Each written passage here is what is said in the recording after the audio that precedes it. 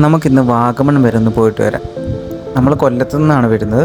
അപ്പോൾ നമ്മുടെ root plan ചെയ്തിരിക്കുന്നതെന്ന് വെച്ചാൽ ഫസ്റ്റ് പത്തനംതിട്ട, എരുമേലി, മുണ്ടക്കയം, കുട്ടിക്കാനം, അതാണ് നമ്മുടെ ഫസ്റ്റ് ഡെസ്റ്റിനേഷൻ.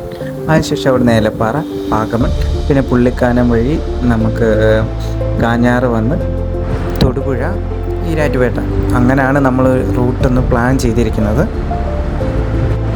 നമ്മൾ ഇറങ്ങിയപ്പോൾ കുറച്ച് ഡിലേ ആയിട്ടാണ് ഇറങ്ങിയത്. അതുകൊണ്ട് പോകുന്ന വഴിക്ക് നമുക്ക് വളഞ്ഞകാനം വാട്ടർഫാൾസ് കാണാം. പക്ഷേ അവിടെ നമ്മൾ പ്രതീക്ഷിച്ചത്ര വെള്ളവും ഇല്ല. നമ്മൾ പിന്നെ സ്ഥിരം കാണുന്നതും പിന്നെ ഒരുപാട് വീഡിയോ വളഞ്ഞകാനം വാട്ടർഫാൾസിൻ്റെ ചെയ്തിട്ടുമുണ്ട്. അതുകൊണ്ട് നമ്മളവിടെ ഇറങ്ങുന്നില്ല. നമ്മൾ നേരെ കുട്ടിക്കാനം പോവാണ്. കുട്ടിക്കാനം അടുക്കാറായപ്പോഴേ ക്ലൈമറ്റ് കംപ്ലീറ്റ്ലി മാറി. ഒരു ചെറിയൊരു ചാറ്റൽ മഴയും നല്ല രീതിക്ക് കോടമഞ്ഞ് വിസിബിൾ ആവാൻ തുടങ്ങി. കുട്ടിക്കാനത്ത് ഞാൻ മിക്കപ്പോഴും വരുമ്പോഴും എനിക്ക് നല്ല ക്ലൈമറ്റ് കിട്ടാറുണ്ട്. എപ്പോൾ വന്നാലും ഒരു മഞ്ഞ് മൂടിയ ക്ലൈമറ്റാണ് കുട്ടിക്കാനത്ത് കിട്ടാറ്. പിന്നെ മൺസൂൺ സീസൺ കൂടെ ആകുമ്പോൾ പിന്നെ പ്രത്യേകിച്ച് പറയണ്ടല്ലോ. ഈ കുട്ടിക്കാനത്തുനിന്ന് റൈറ്റ് തിരിഞ്ഞു പോയ കുമളി റൂട്ടിൽ പോയി കഴിഞ്ഞാൽ നമുക്കവിടെ പരുന്തുംപാറ എന്ന് പറയുന്നൊരു സ്പോട്ടുണ്ട്. വളരെ നല്ല ഭംഗിയുള്ളതും ഇഷ്ടംപോലെ ആൾക്കാർ വരുന്നൊരു സ്പോട്ടാണ്. നല്ല വ്യൂ ആണ് പരുന്തുംപാറ.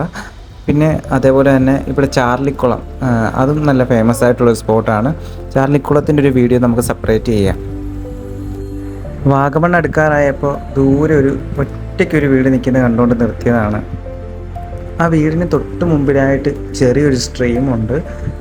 ആ ഒരു കുന്നിൻ ചെരുവിൽ ആ മഞ്ഞും സ്ട്രീമും ചെറിയ ചാറ്റൽമഴയും നല്ല ഭംഗിയുള്ളൊരു ഫ്രെയിമായിരുന്നു.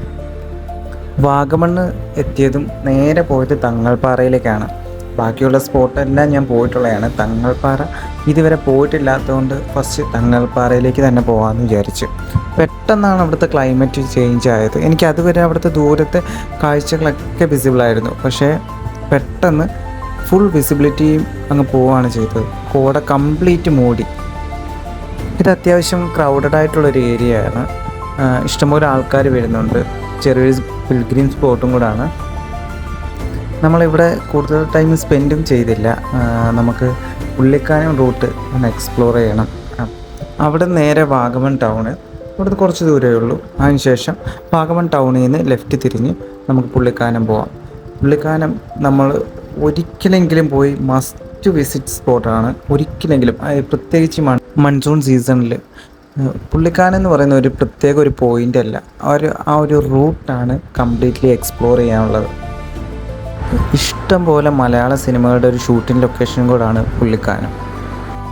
നമുക്ക് മൂന്നാർ കാണുന്ന പോലെ തന്നെ വളരെ ഭംഗിയായിട്ട് ഉള്ള തേയിലത്തോട്ടങ്ങൾ നമുക്ക് ഇഷ്ടം പോലെ പുള്ളിക്കാനത്ത്. ആ തേയിലത്തോട്ടത്തിനിടയിൽ കൂടെ കോടമഞ്ഞിങ്ങനെ ഫ്ലോ പോലെ കാറ്റത്തിങ്ങനെ ഒഴുകി നടക്കുന്നത്, അത് ശരിക്കും നമ്മൾ എക്സ്പീരിയൻസ് ചെയ്യേണ്ട ഒരു ഫ്രെയിം തന്നെയാണ്. നമ്മൾ ഈ വീഡിയോയിൽ കൂടെ എനിക്ക് എത്രമാത്രം അത് നിങ്ങളിൽ എത്തിക്കാൻ പറ്റുമെന്ന് എനിക്കറിയില്ല. പക്ഷേ അത് എക്സ്പീരിയൻസ് ചെയ്യുമ്പോൾ ഉള്ളൊരു ഫീല് അത് വല്ലാത്തൊരു എക്സ്പീരിയൻസ് തന്നെയാണ്. നമ്മൾ പുള്ളിക്കാനത്തുനിന്ന് കാഞ്ഞാർക്ക് പോകുമ്പോൾ വലിയൊരു മല നമ്മൾ ഇറങ്ങുകയാണ് ചെയ്യുന്നത്. അപ്പോൾ അത്യാവശ്യം നല്ല കുത്തനെയുള്ള റൂട്ട്, ഇറക്കവും വളവുകളുമുള്ള റൂട്ടാണ്. അത്യാവശ്യം ശ്രദ്ധിച്ച് തന്നെ നമ്മൾ വണ്ടി ഓടിച്ച് പോകണം. അതിൻ്റെ കൂടെ വിസിബിലിറ്റിയും വളരെ കുറവാണ്.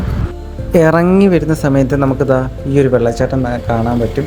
അത്യാവശ്യം നല്ല ഹൈറ്റുള്ള ഒരു വെള്ളച്ചാട്ടമാണ്. പക്ഷേ വെള്ളം കുറവായതുകൊണ്ടാണ് നമുക്ക് അതിൻ്റെ ഒരു ഇൻറ്റൻസിറ്റി അറിയാൻ പറ്റാത്തത്. അവിടെ നിന്ന് ഇറങ്ങി നമ്മൾ താഴെ വരുന്നത് കാഞ്ഞാർ ടൗണിലേക്കാണ്. കാഞ്ഞാറിൽ നിന്നും ലെഫ്റ്റ് തിരിഞ്ഞ് നമുക്ക് തൊടുപുഴയ്ക്ക് പോകാം. തൊടുപുഴയിൽ നിന്ന് പിന്നെ നമ്മൾ നേരെ ഈരാറ്റുപേട്ട അതുവഴി വീട്ടിലേക്ക് പോവുകയാണ്.